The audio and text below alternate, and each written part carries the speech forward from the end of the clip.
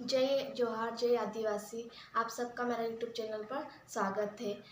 आज हम भौतिक राशियों का वर्गीकरण पढ़ेंगे। भौतिक राशियों का वर्गीकरण दो प्रकार से होता है, जैसे मापन और मात्रक के आधार पर और दिशा और परिणाम के आधार पर।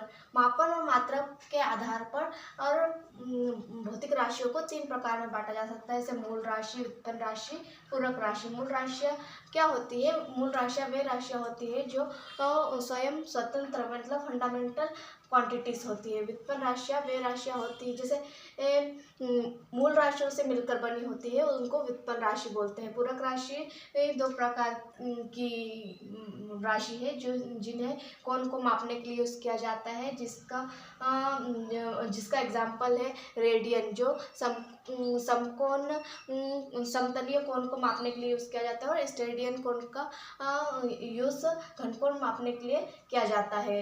ऐसा ही पद्धति में मूल राशियों को 7 मूल राशि और 2 पूरक मात्रक में विभाजित किया गया है। तो 7 मूल राशि कौन कौन सी है? लंबाई, द्रव्यमान, समय, विद्युत धारा, ताप, जो पदार्थ की मात्रा, ज्योति तीव्रता। ये एसआई पद्धति में 7 मूल राशियां हैं जिनके मात्रक और उसके संकेत, जैसे लंबाई का मात्रक है मीटर और प्रतीक है स्मॉल एम। द्रव्यमान का मात्रक है किलोग्राम और उसका प्रतीक है केजी। समय का मात्रक है सेकेंड, उसका प्रतीक है एस। विद्युत धारा का मात्रक है एम्पियर, जिसका प्रतीक है कैपिटल ए। ताप का मात्रक है केल्विन, जिसका प्रतीक है कैपिटल के। पदार्थ की मात्रा का मात्रक है मोल और प्रतीक है MOL मोल। ज्योति तीव्रता, जिसका मात्रक है कैंडेला और जिसका प्रतीक है CDA।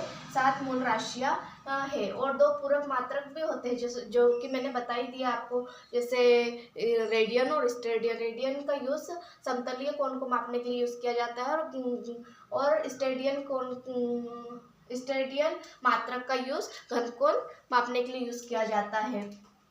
ये तो हमने देख लिया। और व्युत्पन्न राशियाँ वे राशियाँ होती है जो मूल राशियों से मिलकर बनी होती है, जैसे कि व्युत्पन्न राशि, जैसे कि लंबाई गुणित चौड़ाई, जो कि क्या होता है? क्षेत्रफल।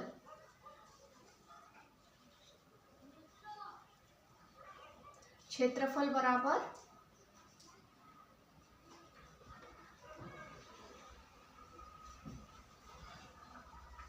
लंबाई गुणित चौड़ाई।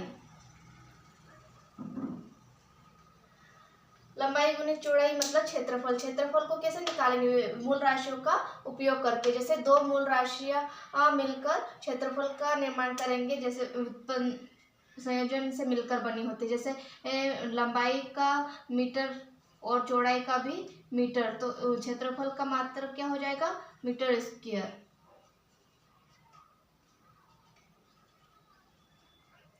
क्षेत्रफल का मात्रक है मीटर स्क्वायर, इसको बोलते हैं वर्ग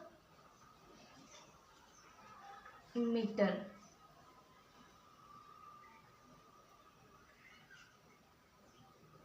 वर्ग मीटर। उसी तरह व्युत्पन्न राशि में जैसे आयतन हो गया और घनत्व हो गया, ये सब व्युत्पन्न राशियों के अंतर्गत आते हैं। बल, जिनके मतलब मूल राशियों पर जो डिपेंड होती है, मतलब जैसे मूल राशियों के संयोजन से बनाया जाता है, उसको व्युत्पन्न राशि कहते हैं। और पूरक राशि तो पढ़ ही लिए हम।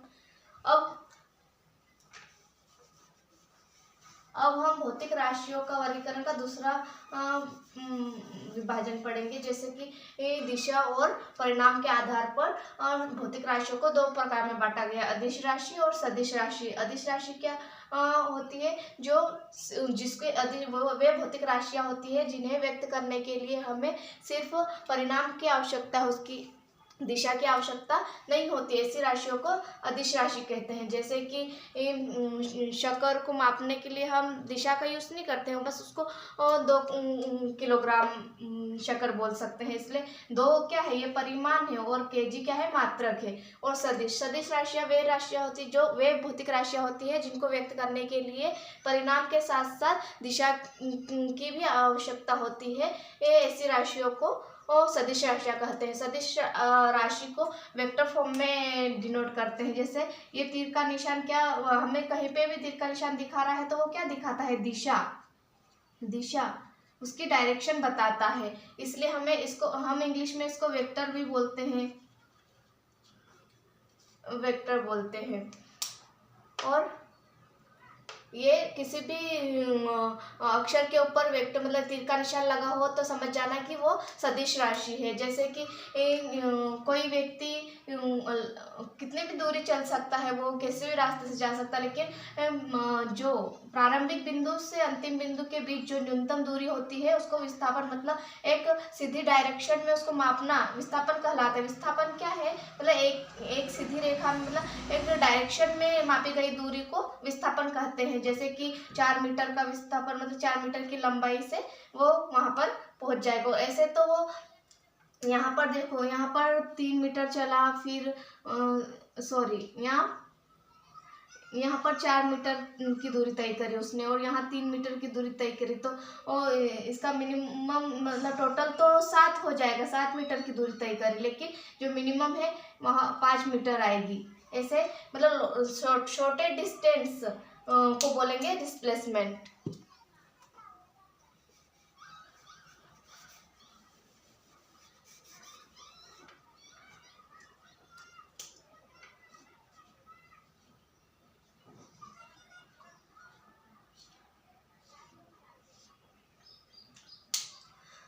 चलो अब हम अदिश और सदिश राशियों के बारे में और थोड़ा सा अधिक जानते हैं। अदिश राशि वो राशियाँ होती है, वे भौतिक राशियाँ होती है जिनमें केवल परिणाम होता है। जब उदाहरण के लिए द्रव्यमान, तापमान, दाब, शक्ति, चाल, समय। और सदिश राशियाँ वे भौतिक राशियाँ होती है जिनको व्यक्त करने के लिए परिणाम प्लस दिशा की भी आवश्यकता होती है। ऐसी राशियों को सदिश राशियाँ कहते हैं। उदाहरण के लिए विस्थापन, बल, वेग, चुंबकीय क्षेत्र, त्वरण।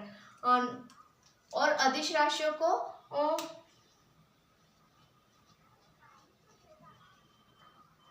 अदिश राशि को तो अपन जोड़, घटाव, गुना, भाग करने के लिए मैथमेटिक्स मतलब नॉर्मल मैथमेटिक्स से भी कर सकते हैं। मैथ्स के फॉर्मूलों से, मतलब मैथ्स से को जैसे घटाते हैं, जोड़ते हैं, वैसे कर सकते हैं। जैसे 2 किलोग्राम शक्कर कोई और लाया, 2 किलोग्राम शक्कर और कोई और लाया, तो ये टोटल कितना हो जाएगा, 4 किलोग्राम। वैसे ही जो सदिश राशि होते हैं उनको जोड़ने के लिए अलग प्रकार के मतलब फॉर्मूले, मतलब अलग प्रकार से सोल्व किया जाता है। उनको सोल्व करने के लिए अलग ज्यामिति का यूज किया जाता है। जैसे कि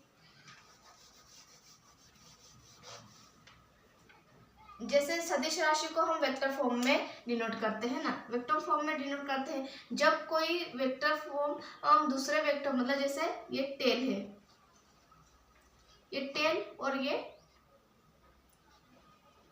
हेड, मतलब टेल मतलब पूंछ और हेड मतलब शीर्ष या सिर, है ना। तो जब कोई वेक्टर फॉर्म दूसरे वेक्टर फॉर्म के पूंछ से जुड़ जाता है, जब कोई वेक्टर फॉर्म दूसरे वेक्टर फॉर्म के पूंछ से जुड़ जाता है, ऐसी क्वांटिटी आपस में जुड़ती है और जो रिजल्टेंट फोर्स आता है उसे डिस्प्लेसमेंट बोलते हैं। न्यूनतम दूरी उसकी